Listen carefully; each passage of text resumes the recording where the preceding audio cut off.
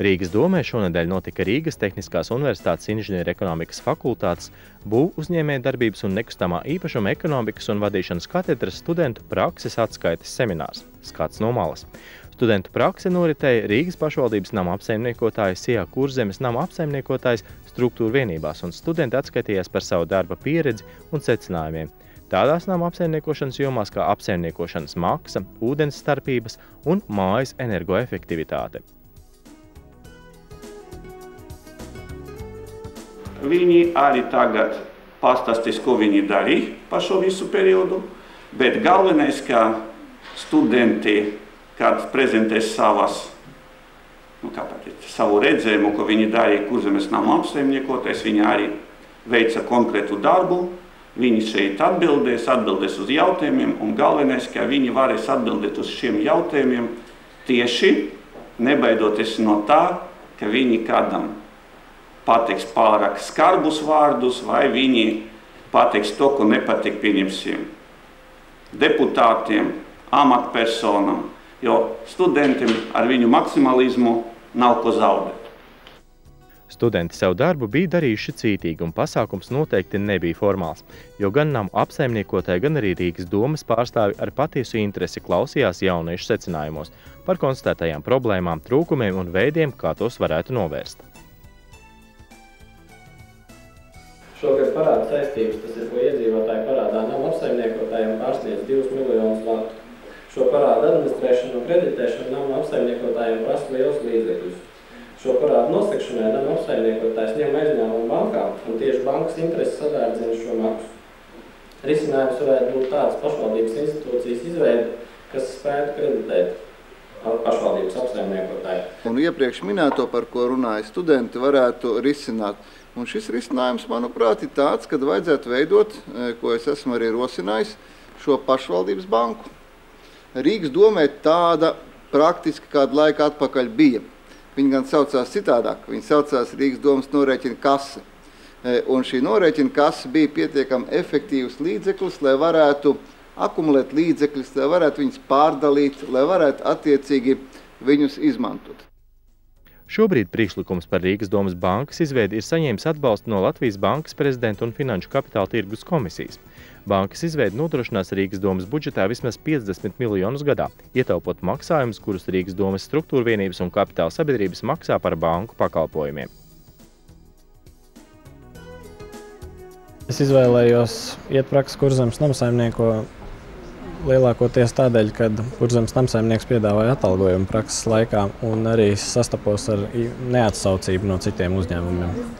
Var sakot, Kurzemes namasaimnieks bija visai atsaucīgs.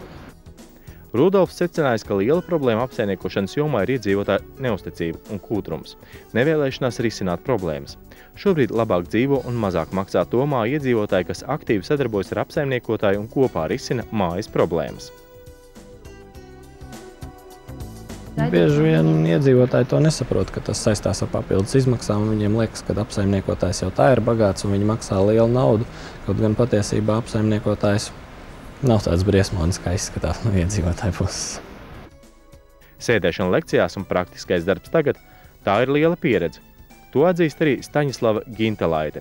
Viņa saka paldies arī Kurzemes namiem par iespēju strādāt un stāsta, ka uzņēmums gatavs studentiem piedāvāt arī darba vietas pēc studiju beigšanas.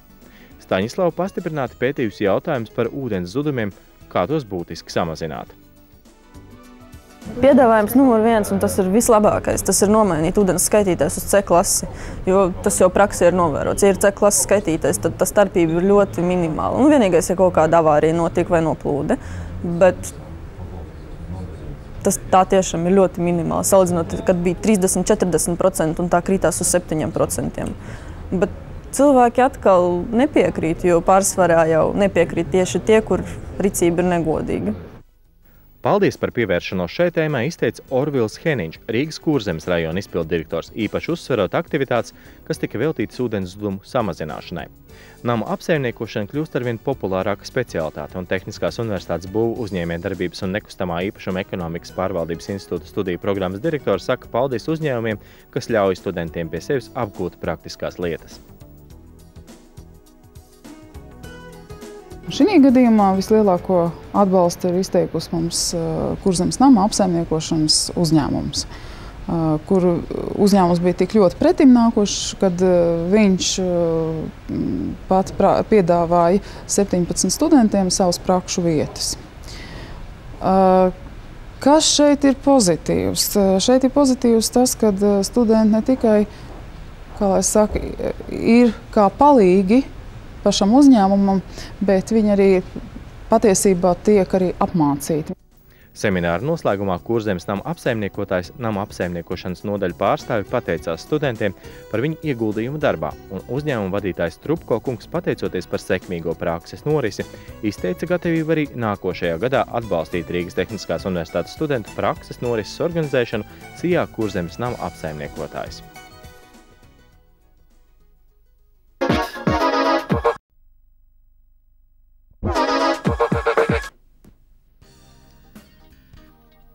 Tie, kas jau pavisam drīz strādās namu pārvaldēs, nodarbosies ar mūsu mājokļu apsaimniekošanu, šobrīd mācās Rīgas Tehniskās universitātes būvu uzņēmējdarbības un nekustamā īpašuma ekonomikas un vadīšanas katedras izveidotajā profesionālā bakalaura studiju programmā Nekustamā īpašuma pārvaldība.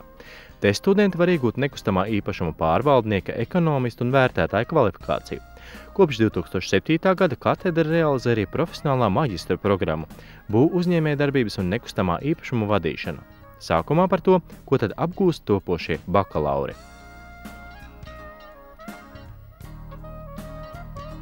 Šī programma ir unikāla ar to, ka programmā tiek piedāvāts iespējas apgūt informāciju un zināšanas trijos virzienos.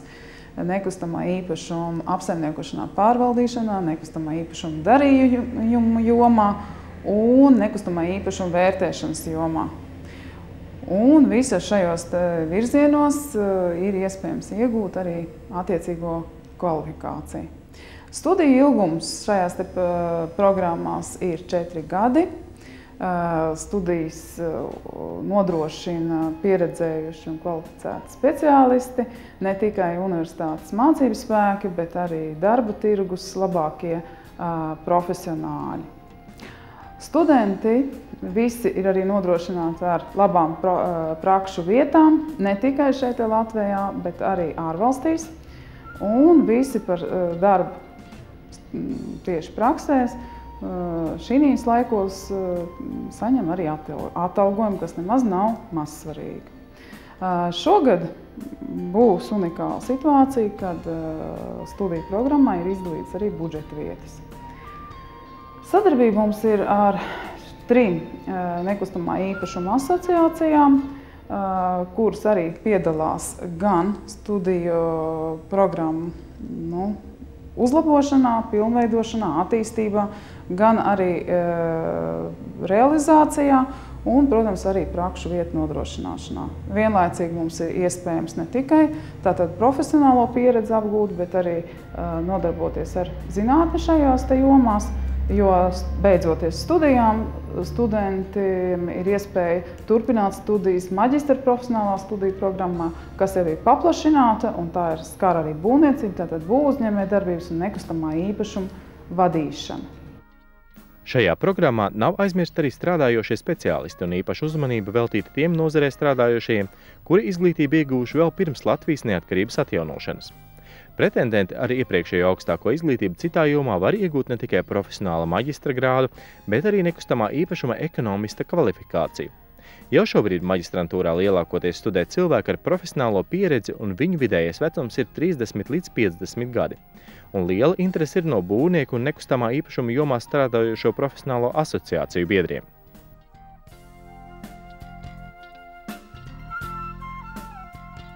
Maģistra profesionālo studiju programma palīdz, papildina apgūt jau esošās zināšanas nekustamajos īpašumos, projektu vadīšanā, attīstīšanā un, protams, arī investīciju ieguldījumos.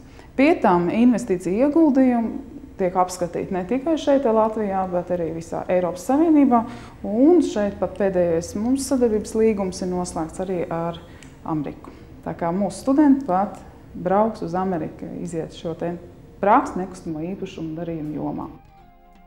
Atgriežoties pie stāsta par bakalaura programmu, jāatzīmē, ka tajā pieejamas gan dienas, gan neklātienes grupas, kurās attiecīgi jāmācās 4 un 5 gadi. Pēdējo gadu šajā mācību iestādē studē Ivars Bandonis. Viņš atzīst, ka līdz šīs programmas izveidē ar apsaimniekošanu saistītās profesijas varēja iegūt tikai ārvalstīs vai arī pašmācības ceļā. Nekustamo īpašumu sfēra viņa ir ļoti plaša un ļoti interesanta, vismaz manā gadījumā. Teiksim, nekustamies īpašums sastāv no apsaimniekošanas, no vērtēšanas, no darījumiem. Ja? Tā kā, ja būvniecība arī iet zem nekustamā īpašuma, ja jūs visi tas interesē, tad lūdzu nāciet un jūs nebūsiet vīlušies šajā programmā, par ko arī es pats pārliecinājos.